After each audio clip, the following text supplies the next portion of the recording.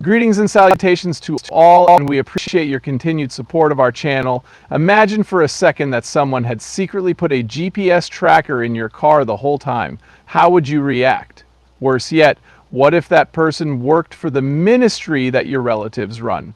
Actually, this is exactly what the Holy Spirit revealed to Jonathan Lamb, a former vice president of Daystar TV and son of the late Marcus Lamb, when he felt prompted to check his security feeds. A disagreement at the National Religious Broadcasters NRB convention, which occurred months after the event he saw shocked him, has brought this issue back into the spotlight. With your help, we will analyze this shocking tale of purported eavesdropping, intimidation, and power struggles within the world's preeminent Christian television network. Now, let's start working. On November 7th, 2023, while visiting Daystar TV, Jonathan Lamb felt a strong urge to check out the security cameras there. Being the network's VP gave him access to every single one of Daystar's surveillance feeds. The things he saw were absolutely horrifying. According to the footage, Daystar's head of security, Shannon Kelly, walked up to Jonathan's work car, opened the trunk, and played about inside for about 30 seconds. A nagging feeling that something was off arose for Jonathan not long after. Joni Lamb, Jonathan's mother and the president of Daystar at the time, and Jonathan had a tense relationship. As a result, Shannon Kelly denied engaging in any potential fraudulent activity when he confronted her about the incident, although Jonathan possessed more knowledge. The next day, a mechanic verified his suspicions. A GPS tracker had been hidden in his trunk. For the first time in Daystar's almost 30 years of operation, a vehicle owned by the ministry was located. How come, though? Who made the purchase? Also, what else was happening in the background? Jonathan learned the hard way that this was the norm in subsequent years. The Daystar leadership had been pressuring him and his wife, Susie Lamb, from the start. Everything started in July 2023 when they declined to read a reader message that praised Joan's new marriage to Doug Weiss. Jonathan and Susie continued to claim that they were harassed, threatened, and monitored after that. Upon discovering the tracker, Jonathan was contacted by Joan's assistant. Before Jonathan found the tracker, the assistant said that all company vehicles had been equipped with trackers after Marcus Lamb's death in 2021. There was a problem, though, with that explanation. After a while, Jonathan found expenditure records that showed the trackers had been purchased in October 2023, 2 years after Marcus's official death. That Jonathan and Susie were under continual surveillance was obvious, but that wasn't the end of the story.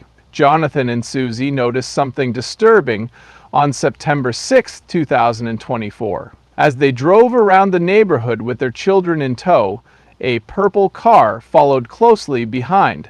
Jameson Bradley Parker, a private investigator, was identified as the driver after video footage was reviewed. Like everyone else, they were worried about the outcome. Who are you? I'm an investigator. Who are you hired by? Yes, I am not allowed to disclose it. Okay, then why don't you let me ask for your permission to make you my follower? Since we are on public roads, it won't be an issue. It is entirely up to me what I want to accomplish with my life.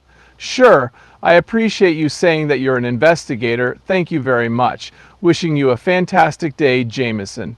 For what reason was Parker hired? As far as Jonathan and Susie are concerned, no other organization would care to keep tabs on them than Daystar TV. Daystar Ministries was approached by the Christian news organization The Roy's Report for comment, but they chose not to respond.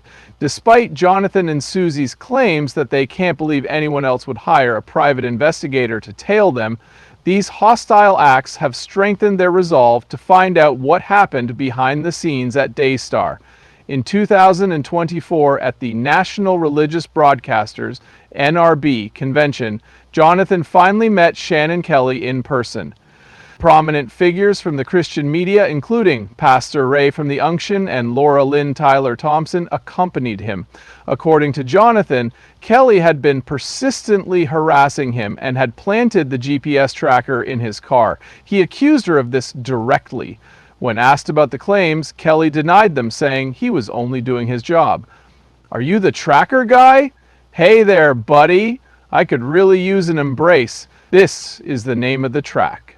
Having you here is absolutely delightful. Hey, how's it going? Hearing that you are, dude, is a relief. Okay, it's good to see you. Yeah, Pastor Leach, it's good to put a face with a, oh man, person on hand. Astonishing indeed. That's amazing. The speaker decreed that all individuals must dress in a uniform and refrain from wearing any accessories. If you have any questions, it would be helpful if you could drop by so you can see our real uniforms.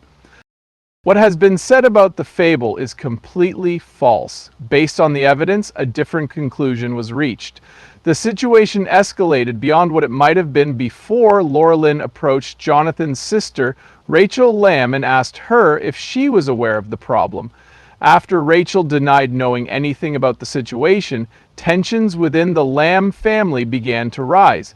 Pastor Ray was mistakenly removed from the conference when NRB security finally intervened. However, the judgment was eventually overturned by NRB President Troy Miller, allowing him to return. Daystar has been putting more pressure on Jonathan and Susie since these revelations were made public.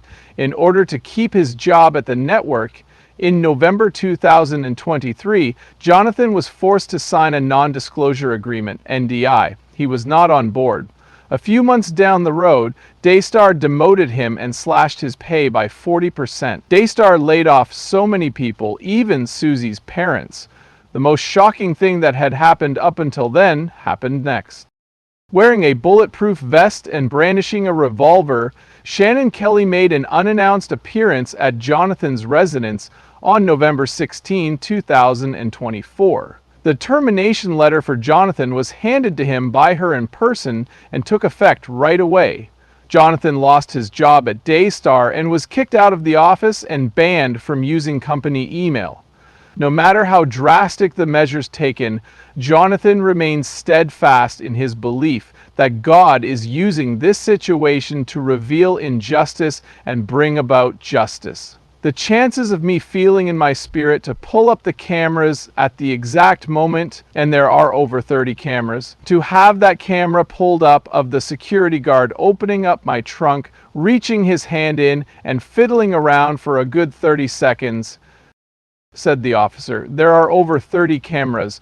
He put something in my car, was all I could think, and I was absolutely correct. I would love to hear your take on these unexpected facts. Could a Christian ministry be taking things too far, or is there more to the tale? Leave a comment with your opinions.